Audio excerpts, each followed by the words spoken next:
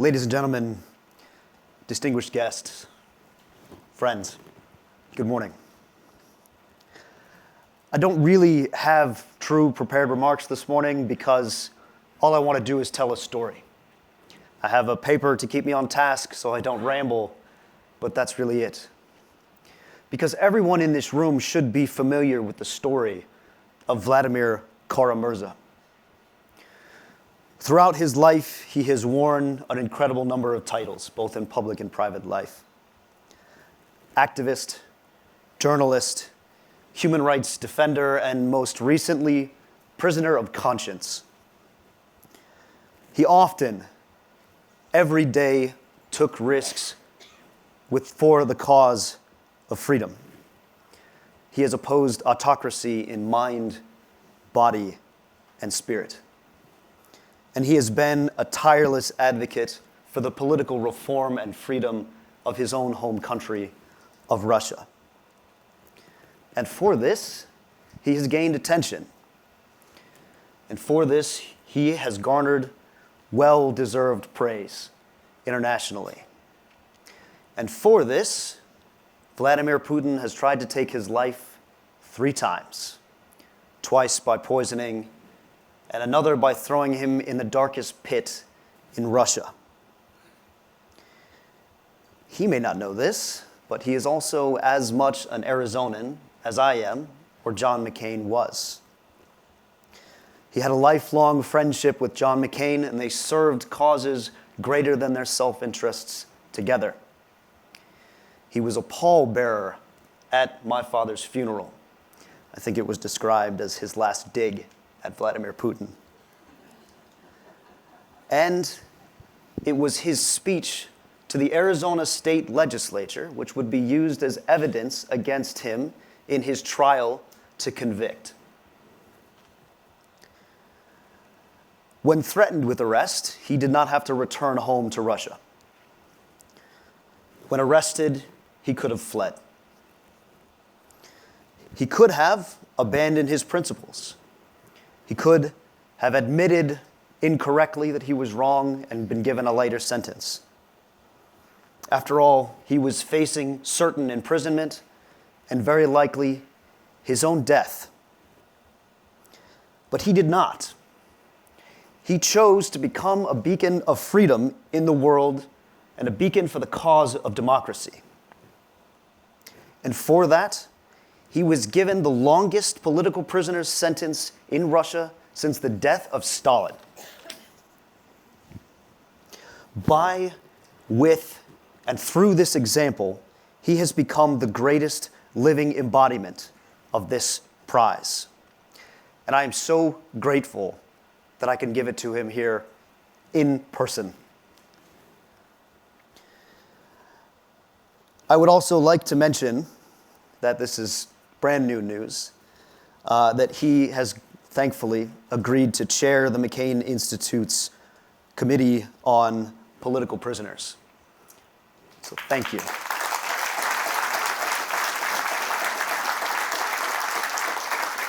Cannot imagine a better person. But to summarize and close so that the person that should be speaking is speaking, I will quote another very prominent Russian dissident. You have power over people as long as you don't take everything away from them. But when you've robbed a man of everything, he is no longer in your power. He is free again. Vladimir, Evgenia, thank you for everything that you have done for the cause of human dignity, human rights, freedom, and democracy. You are more than an inspiration. But most importantly, welcome home. Thank you.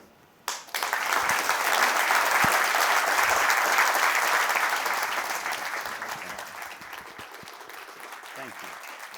It stays here for now, right? And I'd love to go back to the Arizona legislature one day. We'd love to have you. Hell yeah. You can, please. Well, let me get you. Thank you. Thank you so much. Thank you so much, dear Jack, dear Peter, and your wonderful team, senators, your excellencies, ladies and gentlemen, dear friends. It is wonderful to be back here in Halifax, and believe me, this is much more than just a polite turn of phrase. I was last here speaking at this forum 3 years ago, shortly before Vladimir Putin's full-scale invasion of Ukraine, and shortly before my arrest in Moscow for denouncing it. A 25-year sentence in a maximum security prison in Siberia is not something one can survive, so I could never imagine that I would again be standing here among friends at the Halifax Forum. The prisoner exchange in August that saved 16 human lives from the hell of Putin's gulag was a miracle. That's the only way I can describe it. But it was in many ways a human-made miracle, made possible by the relentless advocacy of good people in democratic nations, including so many people in this room. And the most powerful message sent by Western governments with this exchange was to insist that it included not only their own citizens held hostage by the Putin regime, but also Russian political prisoners, the first exchange of this kind in nearly 4 decades. This miracle has reminded us, yet again, that public opinion matters, that public attention saves, and that democracies, when they stand on values and when they work together, are stronger than any dictator can ever hope to be. It is a special honor to be receiving the John McCain Prize for Leadership in Public Service, all the more humbling and all the more meaningful because of the name it bears. I first met Senator McCain many years ago when Boris Nemtsov, the leader of Russia's opposition, and I were working to convince the US Congress to pass the Magnitsky Act, a law that would impose targeted sanctions on human rights abuses in Putin's close circle. Senator McCain did not need any convincing. I will always remember his sharp intellect, his unmatched attention to detail, and above all, his passionate commitment to doing what is right, regardless of the obstacles. Adding to these qualities was his remarkable foresight. John McCain saw through Vladimir Putin from the very beginning. In February of 2000, during a South Carolina Republican presidential debate, when Western leaders on both sides of the Atlantic were still charmed with this Kremlin newcomer who spoke fluent German, promised modernization, and declared his commitment to the rule of law, Senator McCain said that he was, quote, very concerned about Putin. To quote him directly, "I'm afraid Mr. Putin might be one of those who wants to make the trains run on time," end of quote. That, of course, was a direct reference to Benito Mussolini and the way he built up his fascist regime in Italy in the 1920s. And the parallels with Putin could not have been more prescient. This was February of 2000. When I was poisoned by an FSB death squad and was lying in a coma in a Moscow hospital, John McCain took to the Senate floor to provide life-saving spotlight. And after Boris Nemtsov was murdered on Putin's orders, just a stone's throw away from the Kremlin, the senator helped us with the initiative to commemorate him with a street designation in Washington, D.C. The Russian embassy to the United States now stands on Boris Nemtsov Plaza, thanks to one of the last legislative measures co-sponsored by Senator John McCain. I'm humbled beyond words to be receiving this prize, but I view it first and foremost as your recognition of all my fellow Russian citizens who had the courage to stand up to Putin's regime and to call out his murderous war in Ukraine in full knowledge of what the price of that stand would be. According to publicly available and self-admittedly incomplete counts by human rights groups, today's Russia holds more than 1,300 political prisoners, more than the whole of the Soviet Union did in its later years. That number is growing constantly. This coming week alone, 230 people will be tried in courtrooms across Russia on politically motivated charges. And the fastest growing category on the political prisoner list are the people who have protested against the war of aggression in Ukraine. These protests have taken different forms. In the case of Alexei Gorinov, a Moscow municipal councillor, it was calling for a minute of silence at his council meeting for Ukrainian children killed by Russian bombs. The price was 7 years in prison. In the case of Maria Ponomarenko, a journalist from Siberia, he was writing the truth about the Russian airstrike on a theater in Mariupol that left hundreds of civilians dead. The price was 6 years in prison. In the case of Dmitry Ivanov, a talented young mathematician who was arrested on the day of his final exam at Moscow State University before he could graduate, he was posting on social media about war crimes committed by Russian forces in Bucha and elsewhere in Ukraine. The price was 8.5 years in prison. And the list goes on, more names than will be possible to mention. And it's not only the people who are in jail. It is impossible to judge the state of public opinion in a country that imprisons you for expressing it. But we do sometimes get glimpses into how many Russians actually feel about Putin and about his war. One such glimpse came in February, when amid the staged circus and total unanimity of our so-called presidential election, one candidate, a lawyer and a former member of parliament named Boris Nadezhdin, tried to run on an anti-war platform. The response from the public was unimaginable. That month, almost all of the letters I received in prison were about the hours-long lines that suddenly appeared in cities and towns all across Russia, the lines of people waiting to sign the nomination papers to get him on the ballot. Needless to say, he was barred from running. Opposition candidates in today's Russia invariably are. But that was almost besides the point. Suddenly, everyone saw through the lie peddled by Putin's propaganda that all Russians back his regime, that all Russians support his war. I'll never forget the letter one young woman sent me from the Black Sea town of Novorossiysk in the south of Russia. After describing how she waited for hours in a long line of like-minded people, mostly young people, to sign the nomination papers for the anti-war candidate, she wrote, "I never realized how many of us there are." This is my Russia, the Russia I love, the Russia I call home. Not the Russia of Vladimir Putin, but the Russia of Boris Nemtsov and Alexei Navalny. Not the Russia of murderers and war criminals in the Kremlin, but the Russia of decent and good-hearted people who oppose them. Not the archaic, repressive, belligerent Russia of today, but a hopeful, peaceful, democratic Russia of tomorrow. That is a Russia Vladimir Putin does not want you to see. But with events and with awards like this one, you are sending a very powerful message of solidarity to all those people in Russia who believe in this vision, and a very important signal of recognition that the only way towards a Europe that would finally be whole, free, and at peace lies through a democratic Russia.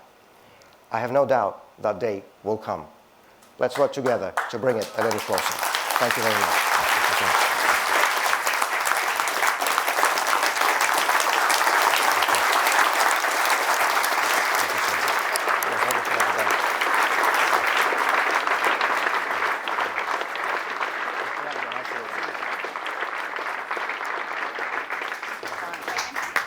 Well, very good morning, everyone, once again, and welcome to the beginning of day 2 of the Halifax Security Forum.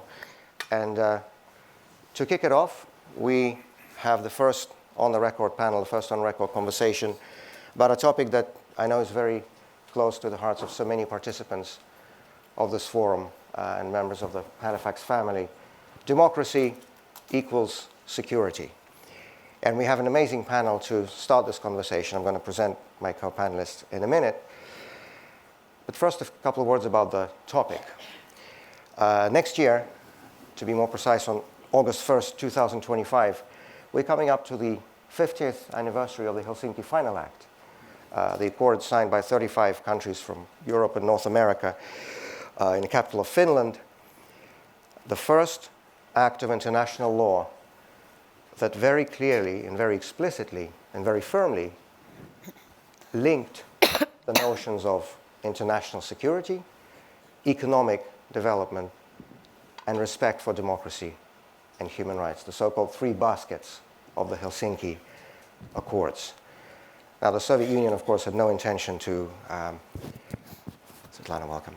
The Soviet Union, of course, had no intention to respect its obligations under the third basket, but those accords gave citizens of countries behind the Iron Curtain, for the first time, a legal basis to hold their governments to account. And following the signing of the Helsinki Accords, we saw the creation of several Helsinki watch groups in Russia, in Ukraine, in Georgia, and other then Soviet republics. And that was a pivotal moment in the history of the human rights movement. And this linkage, this undeniable connection between democracy and security has since been reiterated in many acts of international law, most prominently in the Paris Charter for a New Europe in 1990 and the 1991 Moscow document of the Organization for Security and Cooperation in Europe, to name but two. And I think the last many years now have shown us not only how true this linkage is between democracy and security, but also how true, unfortunately, is the opposite linkage, the absence of democracy and the situation that we're facing in the world today. Certainly when it comes to my own country, when it comes to Russia, we know very well from our history, from the history of the last several centuries, but also from the history of the last 25 years, that internal repression and external aggression are always two sides of the same coin, and they always go together. And it was only a question of time that after Vladimir Putin destroyed all the democratic institutions inside of Russia, that he would move outward, outside of our own borders, as of course he did. And this is a truth, a concept that I think transcends borders, transcends continents. And we have a wonderful group of people to discuss all of these issues today. My co-panelists really need no introduction, so I'll be very brief in presenting each one of them, starting from my immediate right. We have Leopoldo Lopez, one of the leaders of Venezuela's pro-democracy opposition, a former two-term mayor of the Chacao municipality in Caracas, co-founder of the Voluntad Popular, Popular Will opposition party, and of course, as all of you know, for several years, Leopoldo Lopez was Latin America's most prominent political prisoner, prisoner of conscience, jailed by the Maduro regime. On Leopoldo's right, we have Masih Alinejad. She's an Iranian journalist, author, human rights activist, a leader of the movement for a long time against the compulsory wearing of the hijab, and one of the most prominent and one of the foremost public critics of the Islamic regime in Tehran. Once described by the New York Times, and I quote, as the woman whose hair frightens the regime in Iran, end of quote.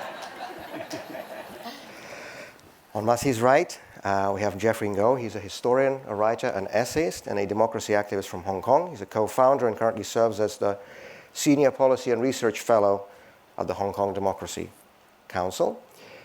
And last but certainly not least, we have President-elect Sviatlana Tsikhanouskaya. She's a leader of democratic forces of Belarus. According to many accounts from independent observers, she's the overwhelming winner of the presidential election in the Republic of Belarus in the summer of 2020. That was, of course, stolen by the dictator Alexander Lukashenko. And since 2022, she has headed the United Transitional Cabinet of Belarus. Welcome, everyone, to this morning's panel. And thank you so much. Thank you. And before we go into sort of more general topics, I want to ask each of our co-panelists sort of their country-specific question. Leopoldo, and we'll start with you. I wanted to ask you, how important, in your view, is this wave of international recognitions of Edmundo González as the rightful winner of the July 28 presidential election in Venezuela? His recognition with the title of president-elect. The latest one came just 3 days ago from U.S. Secretary of State Antony Blinken, but before that, with an overwhelming vote by the European Parliament, also several Latin American states. There was, of course, something similar happen a few years ago with the transitional government of Juan Guaidó. But we know that, unfortunately, that did not lead to results that many people were hoping for. This situation, of course, is much more clear. There was an election. It was proven that this election was won by Edmundo González, by all the paper records from the electronic voting machines. And by the way, this is amazing. As far as I'm aware, this was the first case when a stolen election was actually legally proven to be stolen with paper trails in hands. And this is just something that's, I think, really set a precedent. But how important, in your view, is this growing wave of international recognitions of Edmundo González as the legitimate president of Venezuela?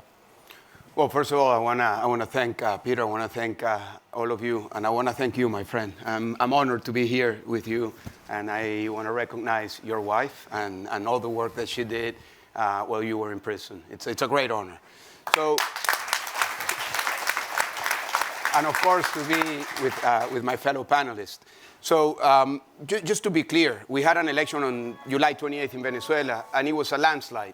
Elections are usually won by a landslide when somebody wins by 5, 6, 7 points. In the case of Venezuela, the election was won by 70% of the vote. And if the Venezuelan people that are outside Venezuela, that are 5.5 million that could have voted, it would have been 90% to 10%. So we need to put that into context, because this throws the perception that some people want to present the dictatorship, primarily that Venezuela is a polarized society. It's not a polarized society. This is a non-ideological issue. It's not about left and right. It's not about socialists or conservatives.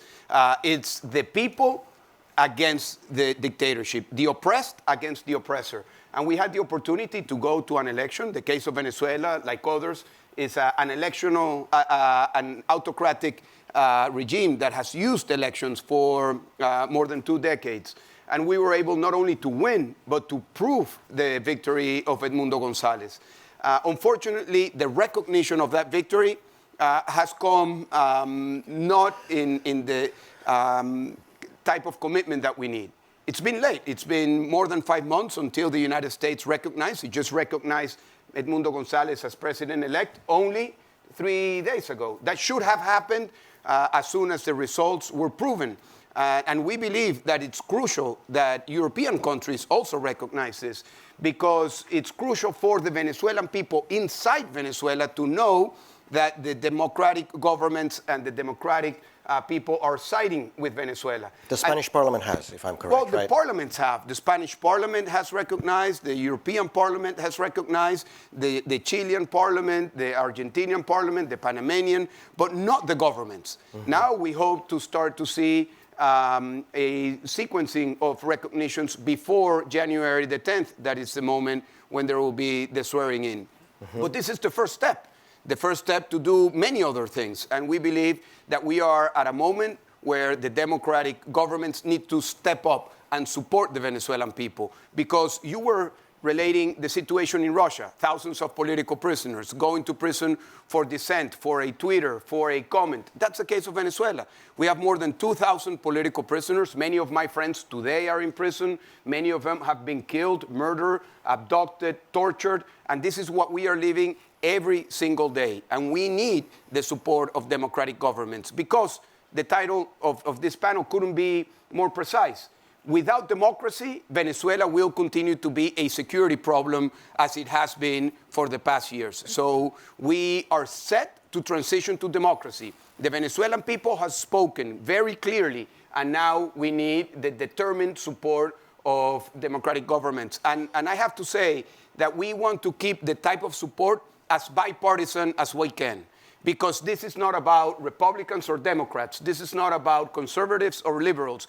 Any political party or any leader that sees themselves as democratic, they should be supporting the cause of Venezuela. And just one last comment. This is what's happening in Venezuela is a dangerous trend that we have seen. We have seen it in Belarus. We are seeing it today in Mozambique. We saw it in Uganda. We saw it in Angola. We saw it in Thailand. We have seen it in so many countries in the past years that elections are being won, but tyrants and autocrats hold on to power. So there needs to be decisive support, coordinated support, in order for the people to make our dreams true, which is to live in a democratic country. Thank you. Thank you so much, Leopoldo. Masih, the next question is for you, and it goes to the very core of the topic that we're discussing today. When it comes to Iran, and that's transnational repression. As many of you in this room will know, Masih Alinejad has been the target of several assassination plots linked by US law enforcement to the Iranian Revolutionary Guard Corps, and there are currently ongoing investigations in the United States against people who are suspected to have been perpetrators on US soil. And this country has, of course, seen something very similar, and to me, one of the most striking, frankly, one of the most shocking examples was the fact that was revealed by the Global Mail newspaper a couple of days ago, although we had known about it for a while now, that there's an active Iranian assassination plot with regard to Irwin Cotler, the former Minister of Justice and Attorney General of Canada, and if I may add, one of the kindest and most decent people I've ever met in my life, who's our family friend, and it was shocking to see a couple of weeks ago when we were in Montreal to see him, to see that his house has to be heavily guarded by police because the Canadian government is worried about his security. And there have been several reports in the Canadian press and in the world press that has linked that assassination plot against Irwin Cotler also to the Iranian Revolutionary Guard Corps. How serious, how big of a problem is that, Masih, and how global is it in its scope? First of all, I have to thank Halifax. I feel now Halifax became like a home for me. Although I'm being followed by a lot of killers, you don't change your mind to invite me back. Thank you. You said that my hair scares the regime in Iran. Oh, it's the New York Times. I just quoted it. I want to actually use the opportunity to say it's not just my hair. It's the hair of the millions of Iranian women. The voice of the women and our bodies, it scares the whole regime in Iran. Thank you. Thank you. And I want to say that it seems that my hair, my voice, is more powerful than their weapons, because they have nuclear weapons, they have guns and bullets, they have money, they have all the authoritarian regimes supporting them from Russia to China, North Korea, Belarus, all over the countries. But they're really, really scared of women. And whatever I do, whatever women of Iran do, they're really determined to get rid of me. So it is very serious. The Iranian regime tried actually first to go after the women who were sending videos to me, challenging compulsory veiling, saying no to Islamic Republic. They actually made a law saying that if anyone sent videos to Masih Alinejad will be charged up to 10 years prison. So be careful, don't send any videos to me. So that didn't stop the women because they have agency. They are powerful enough to use their social media to challenge the Islamic Republic, the most barbaric regime, the gender apartheid regime in Iran. So they brought some of my heroes, Iranian women, on TV. I was watching them like disowning myself, denouncing themselves. So doing false confessions. But immediately, as soon as they got released, so they go public and again protest against the Islamic Republic. They went after their family members. Didn't work. They went after my own family. They put my brother in prison.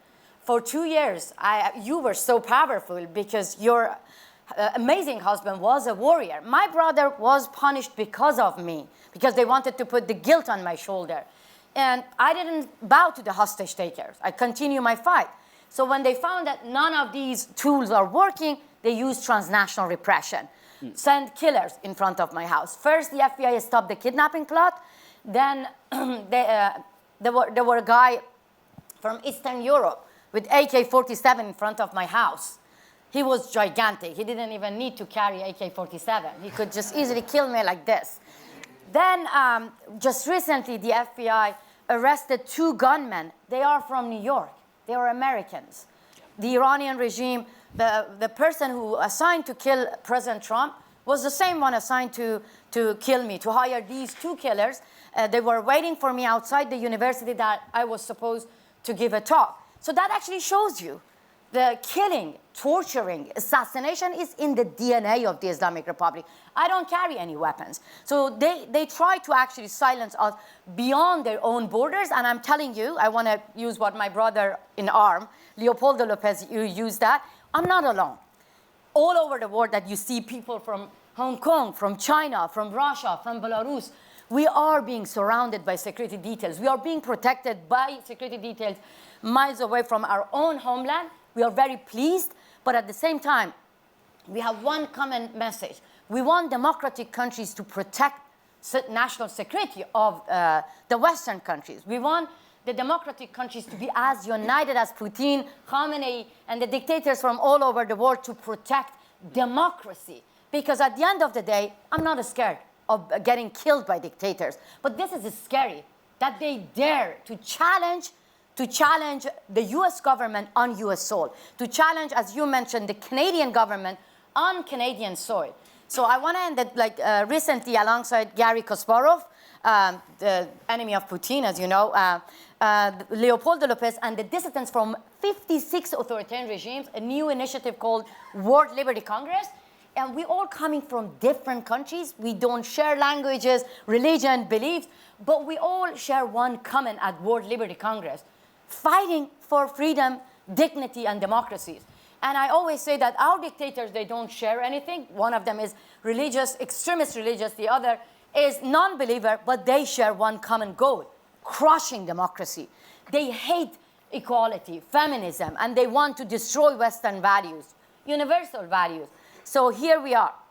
We want to call on you to be as united as all dictators and support pro-democracy movement, because democratic countries don't go to war against each other. So that will help global security across the globe if you support people like us. We are better allies to you compared to all those backward dictators.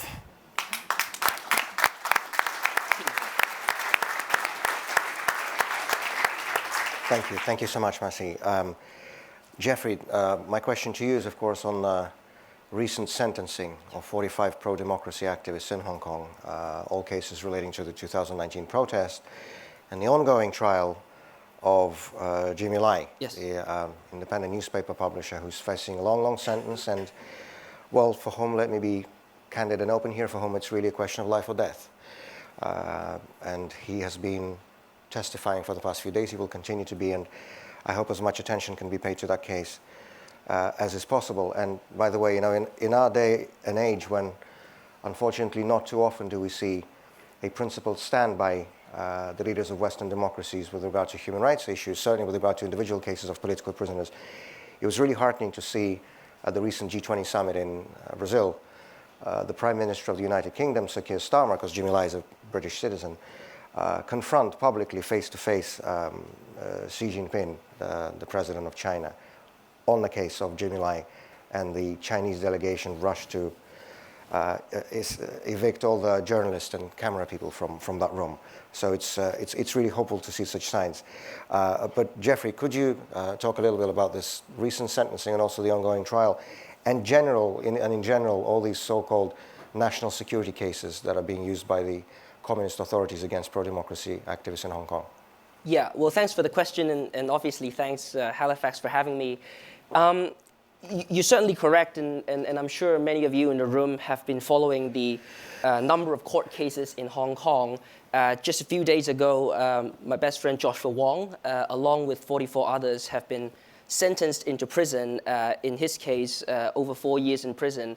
And the person actually in that particular case with the longest sentence is Professor Benny Tai, a longtime law professor at the University of Hong Kong, to 10 years in prison. And what did they do? They organized a primary election, so the pro-democracy coalition of lawmakers in the 2020 Legislative Council election could win a majority. And if you have a majority, according to the basic law, which is Hong Kong's constitution, you could then veto the government's budget and government bills in order to stop the government's agenda, in order to bargain with the government. All of that is protected by the constitution in Hong Kong since 1997. And for those of you in the room who come from democratic countries, you would be wondering, you know, what's so special about organizing primaries and trying to gain a legislative majority? And such is the kind of thing that will land you up to 10 years in prison in Hong Kong just this week because of the national security law that have been put in place in Hong Kong by the Chinese Communist Party in 2020. And so Joshua was a participant. He was running for a seat, and so he was sentenced into prison along with dozens of others. Many of them are my personal friends. Others I've known and worked with over the years. And it's just a stark contrast. If you think about the scenes from 2014 and 2019 of the mass protests in Hong Kong, up to 2 million people taking to the streets on a single day in a city of about 8 million. So we're talking about 25% of the population showing up, demonstrating for democracy and against an extradition treaty with China that the Hong Kong government tried to impose.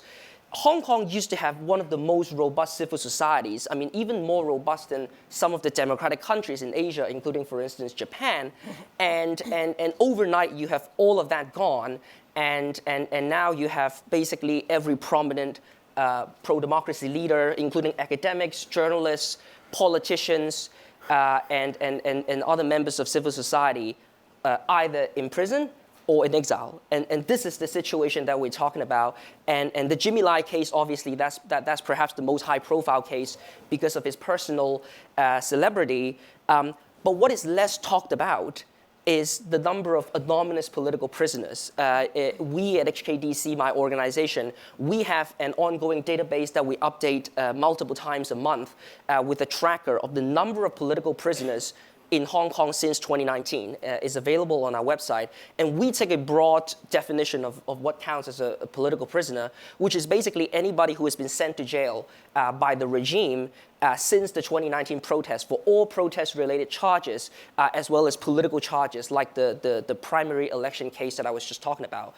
And that number in the past 5 years is reaching 2,000. Right now is about 1,900. I don't have the latest figure because it changes every couple of days. And again, we're talking about a city of 8 million people. Just 8 million people used to be one of the most iconic and vibrant civil societies, let alone obviously being the international financial center. And what is often less talked about are these anonymous political prisoners whose name, I don't even remember 2,000 names, let alone the international community.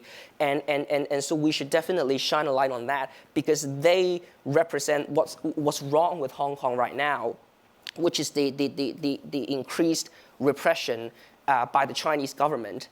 And the topic we are talking about, the topic of this panel this morning, is the relationship between democracy and security. Obviously, there's the global security aspect of it that was mentioned earlier in terms of, democratic countries being less likely to start wars. And even when democratic countries have been engaged in war in the recent past, those episodes have been entwined with more undemocratic aspects within those systems.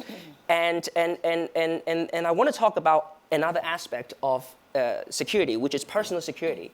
The idea that you wouldn't have the national security agents knocking on your door in the middle of the night and detain you and send you to prison because you speak out against the government. That's an aspect of security that is the most fundamental and the most basic to our dignity, and that can only be guaranteed if there is a democratic system in place. And what we have seen in the case of Hong Kong is that Hong Kong was never granted the right of self-determination. It was passed on from the British colonial empire to the Chinese government without the consent of Hong Kongers. So you have high-profile cases where activists are being imprisoned by the national security law imposed by the Chinese government, but also a number of protesters that have been imprisoned because of British colonial era laws that are still in place.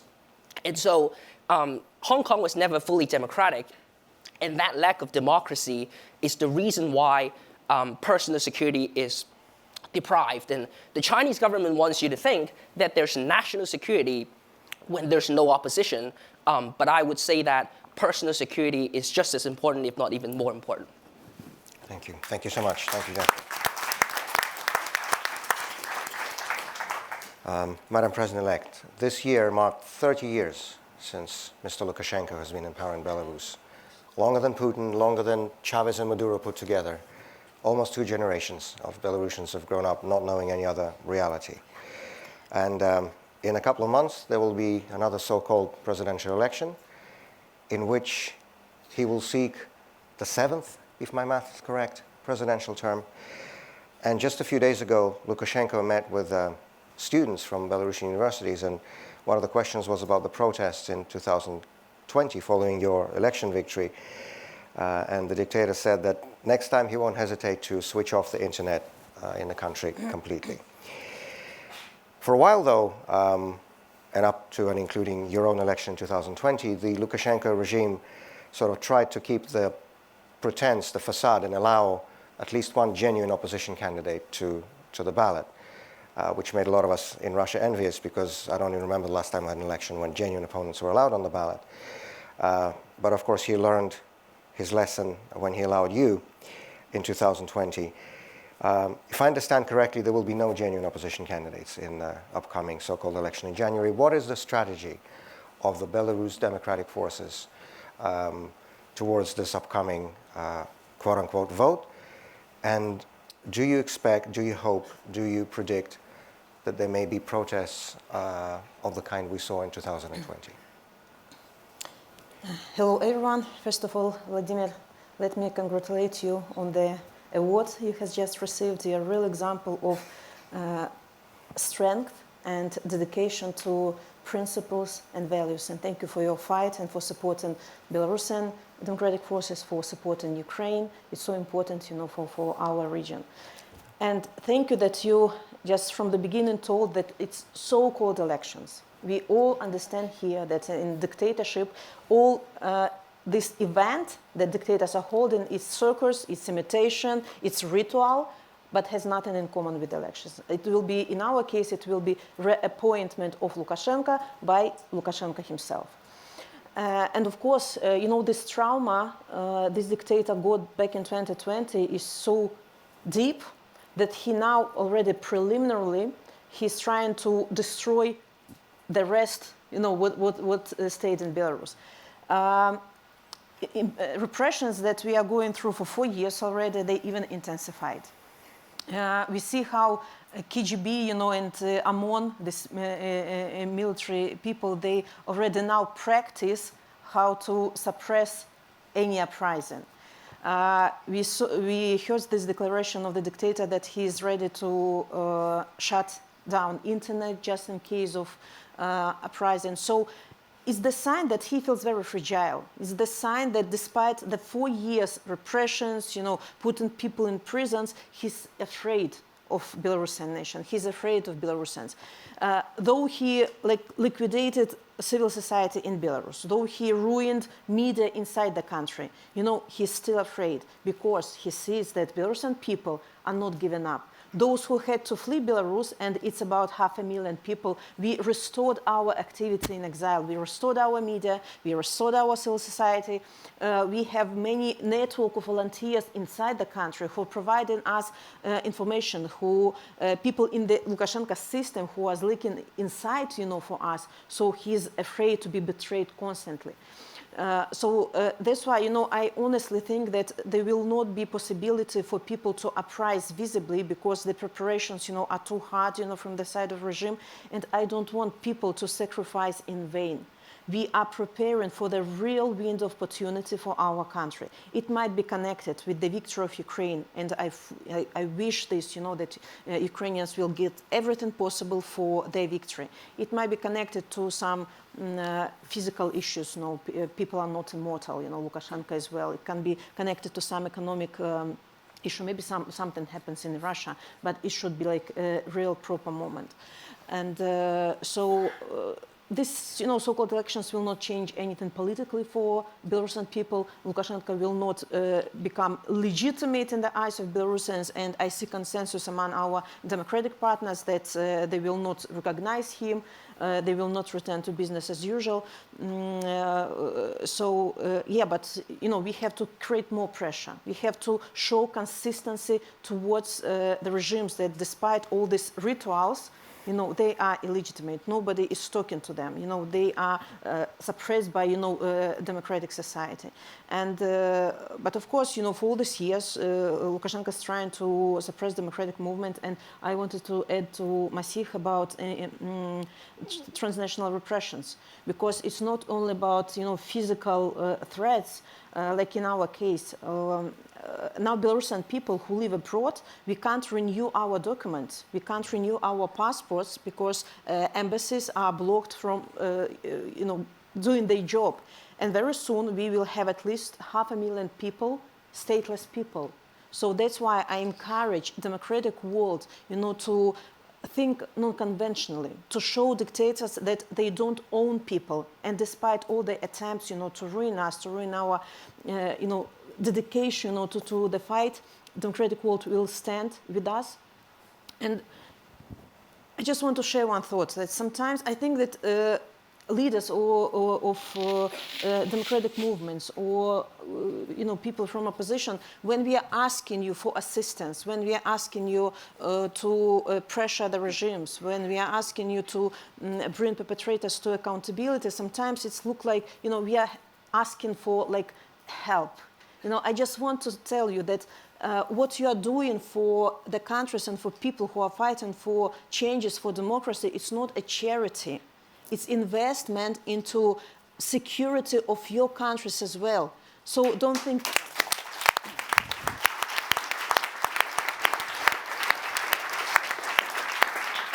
So don't look at us, people that come for, just begging you for help. Just think about that we are on the front line of this fight, and it's like moral obligation of any democratic country to be with us in this difficult fight. Thank you. Thank you. Thank you so much. And a quick follow-up, if I may, specifically on the so-called election. We've had, for years, debates within the Russian pro-democracy movement. What should people do with these so-called elections? And there have been different viewpoints. Some people argue for a complete boycott. Others call on people to come and spoil the ballots.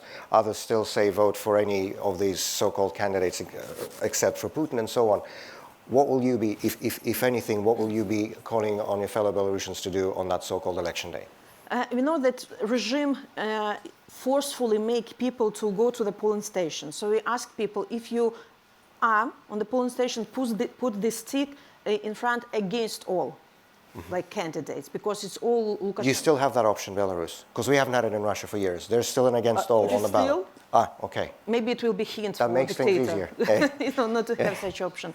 If people want to boycott, because nobody is going to count people, nobody is going to count votes, so it's senseless. But people want somehow, to show their will.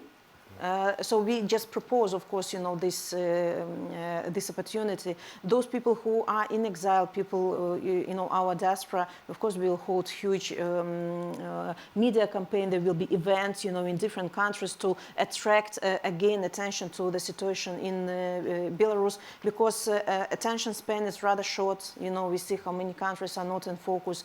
And now it looks like, political prisoners, all these atrocities, experience became a normality, and it's, so we have to будоражить, we have to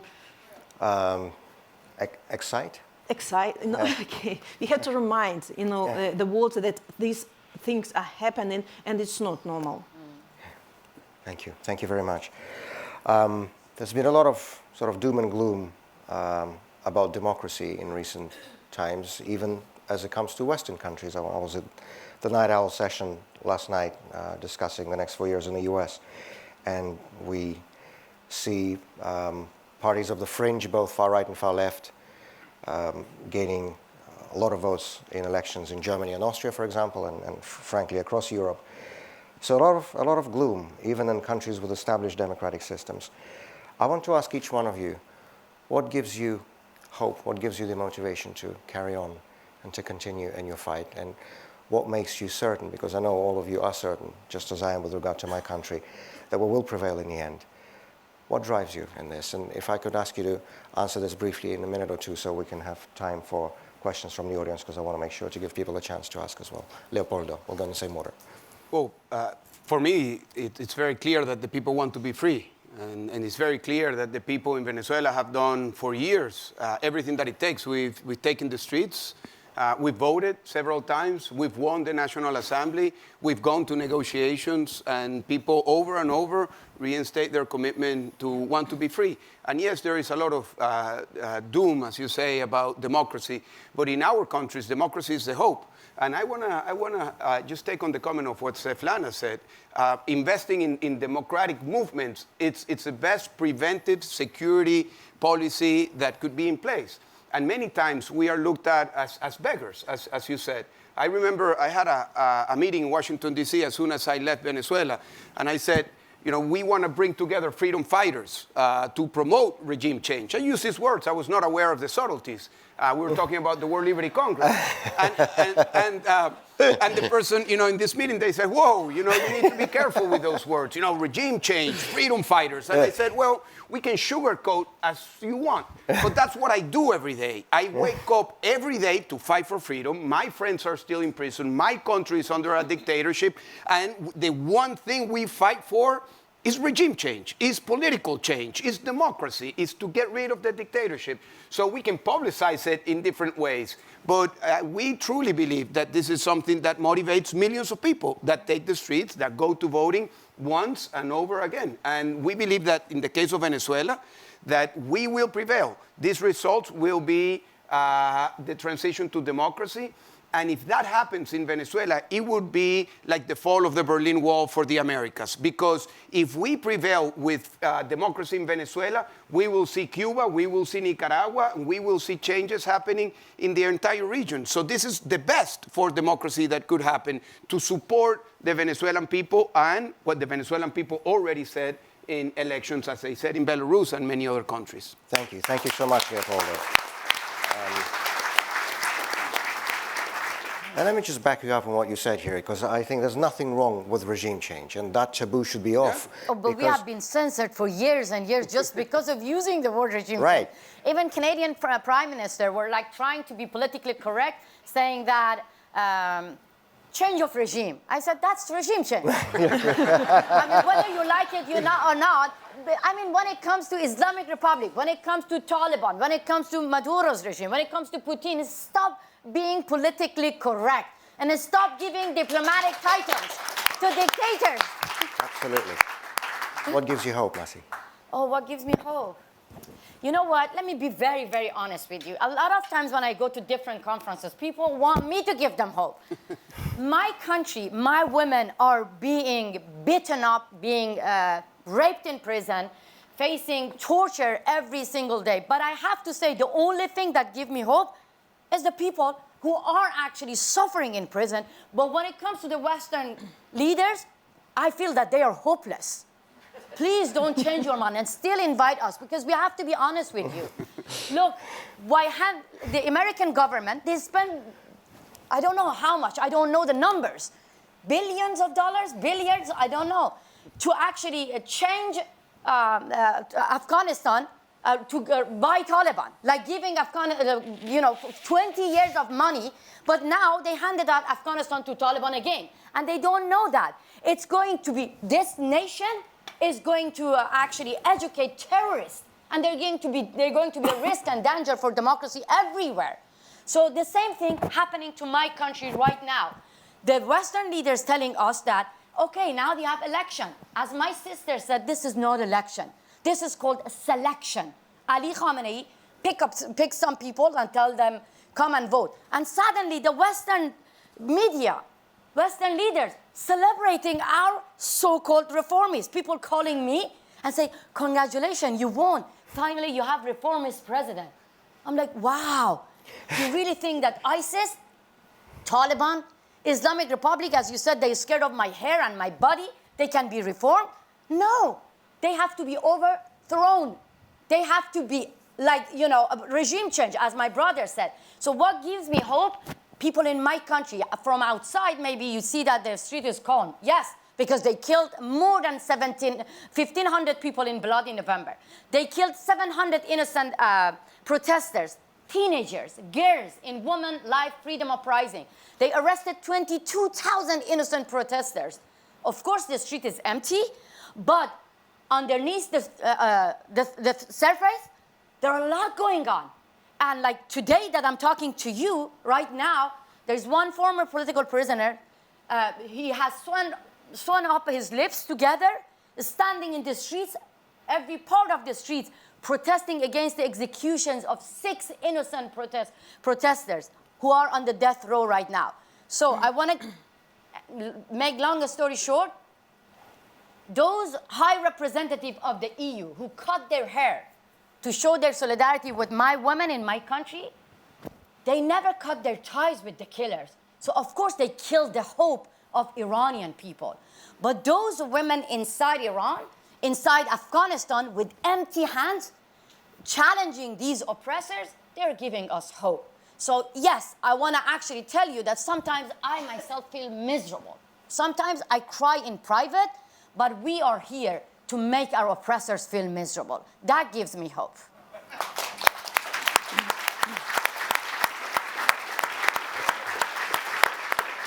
Definitely. Yeah, I think for me as a Hong Konger, what gives me hope is cross-movement solidarity. And this is really, I would say, quite a recent development. I mean, if you think about the early days of Hong Kong under Chinese rule, the broad majority of pro-democracy Hong Kongers wanted to work within the one country, two systems framework imposed by the Chinese government. And when we hear about Tibetans fighting for self-determination in 2008, a lot of Hong Kongers were like, whoa, that's a little too radical. When we heard about Taiwanese independence, we were like, oh, we didn't want to deal with that. We just wanted democracy in Hong Kong. And what has changed in recent years is in part Xi Jinping's increasing crackdown. And since 2017, 2018, we have learned of credible reports of Uyghur Muslims in concentration camps in Xinjiang, among other forms of repression. And the PRC, the People's Republic of China today, is really an imperial project that seeks to rebuild what used to be the Manchu Qing Empire that collapsed 100 years ago in 1912. And so you have far-flung areas, Taiwan, Tibet, Xinjiang, Manchuria, Mongolia, both north and south, Hong Kong, and so on and so forth. The PRC wants to build a nation state that binds these far-flung places together to recreate the old imperial regime.